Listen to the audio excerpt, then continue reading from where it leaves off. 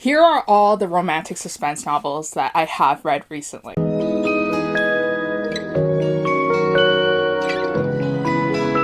Hi guys, welcome back to the channel. Now for today's video, I'm doing a quick wrap up of all the romantic suspense novels that I have read recently. I know from live shows I've done in the past and from conversations with some of my followers here on booktube that there is an audience out there on booktube community who really enjoy romantic suspense, but unfortunately I don't think that this subgenre is talked a lot about here on booktube, and this is just a video where I just dive deeper into the subgenre because I was in the mood for some romance with some thrilling action scenes as well. So here are all the books I have read recently. So the first couple of books that I want to talk about is actually a novella series. It's 3 novellas, but put together it's like one full-length novel. It's a series by Whitney G called Empire of Lies, and essentially the first novella in the series is called King of Lies. Now King of Lies obviously sets up the whole tone and pace of the whole series. We enter into the book where we know for a fact, or we think, our hero is evil and has kidnapped our heroine, and it tells from a timeline of past and present, and that's something very common that I think that Whitney G likes to do a lot. And then we get these past and present chapters that allow us to piece together what exactly happened to have our heroine so afraid and essentially running away from our hero. And this one, I enjoyed it because it did end off in a cliffhanger, which was really interesting, and it definitely led me to be intrigued to read book number 2. But for the first novella, I gave it a 3 out of 5 stars because it felt a little bit clickbaity, because it just wasn't fulfilling enough, and that's usually what happens when it's a novella series. I was really hoping that book number 2 would pick up and make it more interesting, and so that I could give it a 5 out of 5. So book number 2 is called Queen of Lies. So we get more into the backstory of our heroine and our hero, and then we also get to know more of the characters as well. We get to see that our relationship form as well between our heroine and hero. They're really cute together, they're really nice, but then there is obviously something amiss, and there is an underlying plot that our heroine unfortunately does not know, but our hero obviously knows because he's like this dark and mysterious rich type of character. So this one, I gave it a 3.5 out of 5 stars, so very close to 5 out of 5, and it was because like the pacing picked up once again. There was more thrilling actions, we got to see more of the villain in the story, and we got to have some twists and turns and also red herrings involved in the series too as well. So I was also really intrigued, and obviously I wanted to move on to the 3rd installment of the series, and this one's called Legacy of Lies. This one was such a fun conclusion to the series, and it made us hopeful that our 2 characters could have finally the peaceful happily ever after that they so deserve, and that they have put their villains to bed and that they can live a happy life. But unfortunately, overall, I gave this one a 3 out of 5 stars. So really, this whole novella series is kind of on average a 3 out of 5 stars. It's an enjoyable series. It's quick, it's easy. It's something that you can quickly finish in one sitting. So if you guys are looking for a light, thrilling novella series with some twists and turns that are sometimes predictable, maybe you'll really like this one, and you should definitely add it to your TBR. Okay, so the next book that I read was this one called Undercover Love by Lucy Score. So if you guys have watched my previous videos, you guys would probably know that I am slowly but surely diving deeper into Lucy Score's previous books that she has released this year or last year, and I love Lucy Score's writing. I feel like she does a really good job with romantic comedies, so I wanted to try out this one that I felt would be kind of like romantic suspense, but it turned more into a romantic comedy with some undercover elements to it. So it wasn't exactly what I was looking for, but it definitely was interesting to see, I guess. So it involves our heroine, who unfortunately is tied up with a dirtbag boyfriend, and he is just scum of the earth. But our hero needs her to continue being in this relationship so that they can investigate the crimes that the boyfriend has been committed, and like the fraud and like everything that he's been doing wrong to jeopardize like the family company. She has to essentially pretend to still be in a relationship with him just to snoop around and dig out evidence. Now, this one was just a 3 out of 5 stars for me. It wasn't as romantic suspense as I thought it would be, and it was still good. There were some parts that felt a little insta-love and it felt like it happened too quickly, but I overall still enjoyed it, but it's just not something that I would necessarily recommend you to read if you guys are a fan of romantic suspense. So the next book that I picked up is this one, which is kind of like a dark romance. This one's called Blackwood by Celia, and this essentially follows our heroine, who is a student, and for her research project she wants to investigate like this town called Blackwood. There's like this whole mystery surrounding this small town, and people are really wary of it. People don't want to go into the forest because they don't know who's in there.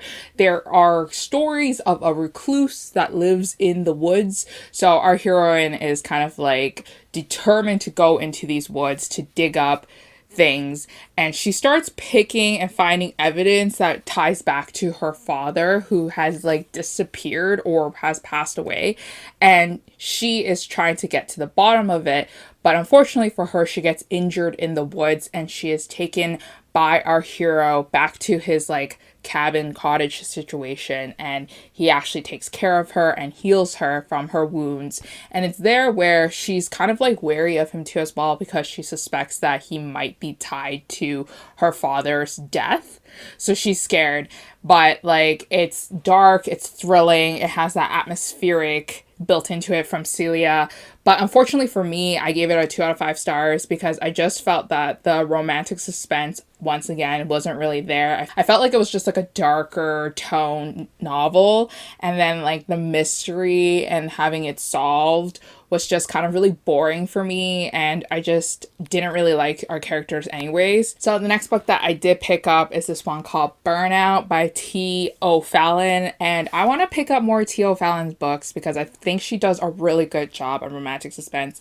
She is a veteran in the romantic suspense space. I never heard of this author before until I picked it up, and I just want to dive more into it, but this one I gave it a 3 out of 5 stars. Basically, Burnout is about our heroine who was a undercover cop, and unfortunately the suspect escaped, but the suspect knows her face.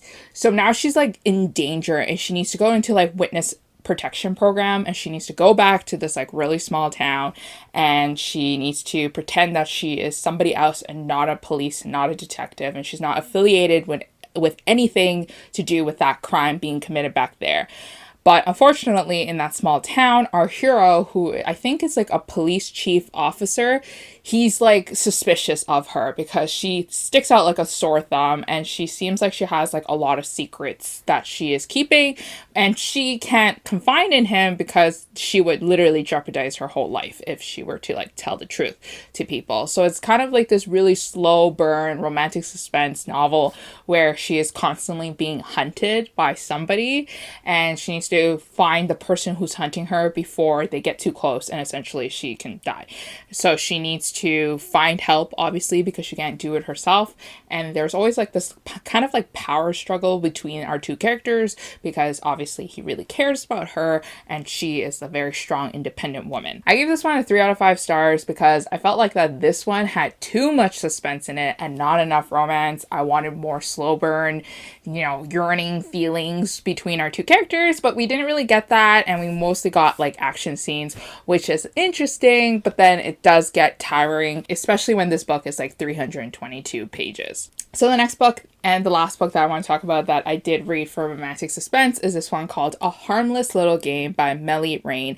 Now, I didn't know what this book was when I walked into it. I just knew that it was romantic suspense, so I expected, a nice story. Instead, what I got was really, really dark, heavy SA focused scenes, and like our heroine was sexually assaulted at a party, and it was live broadcasted, and she is actually like the daughter of a politician, and they basically wrap her up and put her onto an island where she gets a lot of treatment for her like physical abuse that she received during the sexual assault, and obviously her mental abuse that she got from, you know, that sexual assault too as well. So she's trying to heal her wounds inside and out, and she's been gone for 5 years. She's been stripped away from society, and she's been tucked away because her politician father can now like kind of grow his political career without the interference of his daughter's messy past. And essentially, this is her re-entering back into society, but quickly realizing that the people in her life have changed and that she cannot trust anybody in her life. And then she also realizes that her sexual assault might be caused by someone and not just like they just did it because they wanted to, but they did it because there was like a role into it, and then somebody kind of like pushed the assailants to do this to her. So it's like this whole mystery, and it's like a trilogy series. And I just found that this book focused way too much on the sexual assault scenes, and it just made it really difficult to read a lot of the times because it was more of her dealing with this like tragedy that happened to her rather than like the romance, or rather than like the mystery solving part. It was mostly her just being really angry and suffering PTSD from it, and then seeing all these people that ruined her life in society today. So overall, I gave this book a 2 out of 5 stars because I felt like the author just focused way too much on it, to the point where I felt like it was more of a fetishization from the author instead of just her using this as like a plot device so that our character can grow stronger, if you know what I'm saying. But anyways, that is it for all the romantic suspense novels that I have read recently. I've asked this before, but if you guys have any recommendations for romantic suspense that you have read recently that you really enjoyed, let me know in the comments, and I'll see you guys again next time in a new video. Bye!